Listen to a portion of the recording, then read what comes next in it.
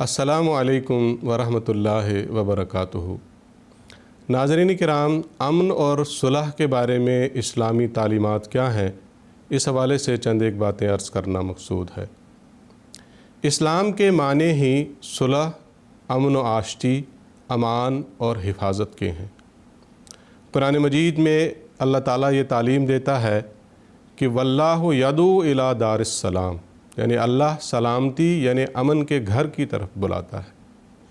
پھر اللہ تعالیٰ نے اپنے بندوں کو بھی یہی ہدایت دی ہے کہ وہ عاجزی کے ساتھ دنیا میں زندگی گزاریں اور سب کے لیے امن اور سلامتی کا ضامن بن جائیں۔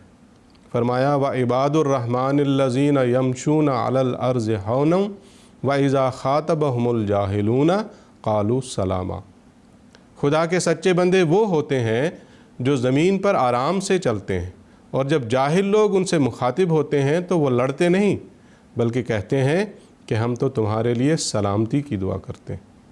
پھر ایک دوسرے سے ملتے وقت، ایک دوسرے کے گھروں میں داخل ہوتے وقت السلام علیکم کہنے کی تعلیم ہے، جس میں ایک دوسرے کو امن و سلامتی کی دعا دی گئی ہے۔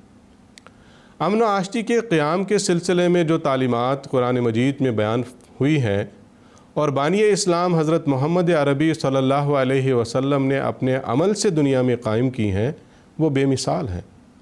ہم اس بات کو پورے یقین اور وثوق کے ساتھ کہہ سکتے ہیں کہ ان تعلیمات کے نتیجے میں ہی یقینی طور پر دنیا میں امن قائم ہو سکتا ہے۔ اسلام ذات پات، رنگ و نسل، قوم و ملت، ہر قسم کے فرق کو مٹاتا ہے۔ مذہبی منافرت کو ختم کر کے رواداری اور برداشت کو فروغ دیتا ہے۔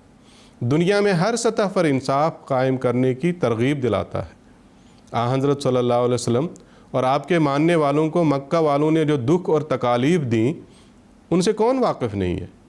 ایسے جانی دشمنوں کے ساتھ بھی اسلام نے انصاف کا معاملہ کرنے کی تعلیم دی ہے۔ جب اس حد تک انصاف کے تقاضے پورے ہوں گے تو پھر امن و سلامتی کا قیام یقینی ہے۔ بانی اسلام حضرت محمد عربی صلی اللہ علیہ وسلم صلح قائم کرنے اور امن قائم کرنے کے لیے کس قدر خواہش رکھتے تھے، اس کی صرف دو مثالیں پیش کرتا ہوں۔ صلح حدیبیہ کے وقت حضرت صلی اللہ علیہ وسلم مسلمانوں کے ساتھ حج کے لیے مدینہ سے مکہ کی طرف روانہ ہوئے، لیکن قریش مکہ نے حج کرنے سے روک دیا۔ اس موقع پر حدیبیہ کے مقام پر ایک صلح نامہ تیار ہوا جس کو صلح حدیبیہ کہتے ہیں۔ قریش کی سخت اور کڑی شرطوں پر مسلمان اپنی ذلت محسوس کرنے لگے، اور بعض نے ان شرطوں کو نہ ماننے کا اظہار بھی کیا۔ وہ اس وقت کٹنے مرنے کے لیے تیار ہو رہے تھے، لیکن حضرت صلی اللہ علیہ وسلم نے ان انصاف سے بہت دور ناواجب اور کڑی شرائط کے باوجود مسلمانوں کو اس بات پر راضی کیا کہ اس صلح نامہ کے مطابق ہی عمل کرنا ہے۔ کسی مخالفت یا لڑائی کی اجازت نہیں دی بلکہ صرف صلح اور امن کو ترجیح دی۔ تاریخ اسلام کا یہ ایک ایسا واقعہ ہے اور اس بات کو ثابت کرنے کے لیے کافی ہے کہ حضرت صلی اللہ علیہ وسلم امن اور صلح کو کتنا پسند کرتے تھے۔ دوسرا واقعہ فتح مکہ کے وقت کا ہے۔ کسی ملک کو فتح کرنے والا بادشاہ کس جاہ و جلال کے ساتھ اس میں فاتحانہ شان کے ساتھ داخل ہوتا ہے اور کس طرح قتل و غارت کر کے خون کی ندیاں بہا دیتا ہے، تاریخ عالم میں اس کی ان گنت مثالیں موجود ہیں۔ لیکن حضرت صلی اللہ علیہ وسلم فتح مکہ کے وقت کس طرح مکہ میں داخل ہوئے تھے؟